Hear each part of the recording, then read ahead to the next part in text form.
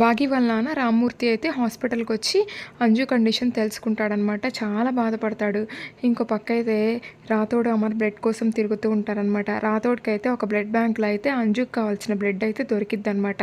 ఇంక వెంటనే అమర్‌కి ఫోన్ చేసి చెప్తాడు, సార్ బ్లడ్ దొరికింది అనేసి. సరే రాథోడ్ అని అమర్ ఫోన్ పెట్టేస్తాడు. అమర్ వెంటనే భాగీకి ఫోన్ చేసి చెప్తాడు, భాగీ బ్లడ్ దొరికిందంట, నువ్వు టెన్షన్ పడకు అనేసి ఇంకా అమర్ చెప్పేసి ఫోన్ పెట్టేస్తాడు. ఇంకా డాక్టర్ గారు బ్లడ్ దొరికేసిందంట, ఇంకా అంజుకి కావాల్సింది అనేసి భాగీ చెప్పగానే సరే అమ్మ నేను వెంటనే ఆపరేషన్కి రెడీ చేస్తాను అనేసి డాక్టర్ చెప్పేసి వెళ్ళిపోతాడనమాట. ఇంకా మనోహరి అయితే అబ్బా బ్లడ్ దొరికేసిందా, ఇప్పుడు ఎలాగైనా రాథోడు ఈ బ్లడ్ తాకుండా ఆపాలి అనేసి మనోహరి వెంటనే రణవీర్కి ఫోన్ చేస్తానమాట. రణవీర్ రాథోడు బ్లడ్ తీసుకొస్తున్నాడు, అదైతే ఇంకా హాస్పిటల్ దాకా రాకూడదు, నువ్వే ఎలాగైనా ఆపు అనేసి మనోహరి చెప్పిద్ది అనమాట. సరే మనోహరి నేను చూసుకుంటాను అనేసి రణవీర్ అయితే ఫోన్ పెట్టేస్తాడు. ఇంకా సరస్వతి వార్డెన్ మేడం కూడా ఆటోలో నుంచి దిగి హాస్పిటల్ లోపలికైతే వస్తుందన్నమాట. ఇంకా అక్కడైతే భాగి వాళ్ళ నాన్న పిల్లలు ఉంటారనమాట. భాగి గారు ఎక్కడున్నారండి అనేసి వార్డెన్ మేడం అనిద్ది. భాగి గారు లోపల అంజుని చూసుకుంటూ ఉన్నారు అనేసి రామ్మూర్తి చెప్తాడనమాట. వెంటనే పిలవండి, నేనైతే ఒక ఇంపార్టెంట్ విషయం చెప్పాలి భాగి గారికి అనేసి వార్డెన్ మేడం అనిద్ది అనమాట.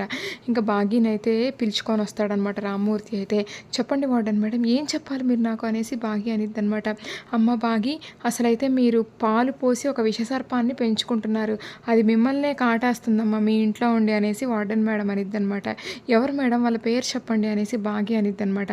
కరెక్ట్గా అదే టైంకి అయితే ఆ హాస్పిటల్లో పనిచేస్తే ఒక బాయ్ వచ్చేసి, భాగి గారు ఇంకా మీ వారు అలాగే ఇంకా రాథోడు వాళ్ళు తెచ్చిన బ్లడ్ అయితే కింద పడి బ్లడ్ అంతా నేలపాలైందండి అనేసి అతను చెప్తాడనమాట. అంతే ఇంకా భాగి ఇంకా వార్డెన్ మేడం చెప్పే మాటలు వినకుండా ఏడ్చుకుంటూ బయటికి వెళ్ళిద్ది అనమాట.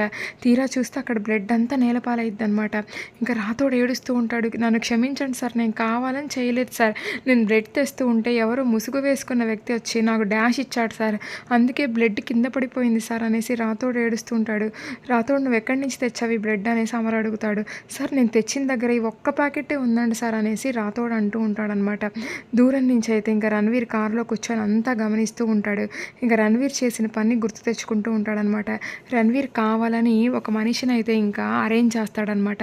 ఆ మనిషి వచ్చి రాథోడికి డాష్ ఇస్తాడు. అప్పుడు ఆ బ్లడ్ ప్యాకెట్ అయితే కింద పడిపోయిద్ది అనమాట. ఇంకా మనోహరి అయితే ఎస్ ఎస్ ఎస్ అంజు బతకదు, బ్లడ్ అంతా కింద పడిపోయింది అనుకుంటూ ఉంటుంది అనమాట. ఇంకో పక్క అయితే ఇంకా భాగ్యకి ఒక ఐడియా వస్తుంది అనమాట. ఏవండి ఇటు రండి అనేసి అమర్ని పక్కకు తీసుకెళ్ళిద్ది అనమాట.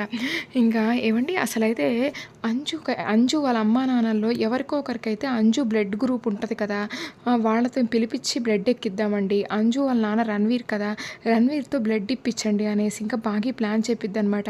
గుడ్ భాగి, చాలా బాగా చెప్పావు, మరి రణవీర్ బ్లడ్ ఇస్తాడా అనేసి అమర్ అంటాడనమాట. మీరే ఏదో ఒకటి చేసి రణవీర్తో బ్లడ్ ఇప్పించేలాగా చెయ్యండి, ఏదో ఒక దారి ఉంటుంది కదా అనేసి భాగి అనిద్ది అనమాట. సరే భాగి నేను చూసుకుంటానులే అనేసి అమర్ అయితే అంటాడనమాట. ఇంకా రణవీర్కి అర్థం కాదు అమర్ భాగి ఏం మాట్లాడుకుంటున్నారో. వెంటనే అయితే ఇంకా అమర్ అయితే కార్ స్టార్ట్ చేసి బయలుదేరిపోతాడనమాట. మనోహరి అడుగుతూ ఉంటుంది, భాగి ఎక్కడికి అమర్ వెళ్తున్నాడు అనేసి మనోహరి అంటూ ఉంటే భాగి ఏం చెప్పకుండా సైలెంట్ అయిపోయింది అనమాట.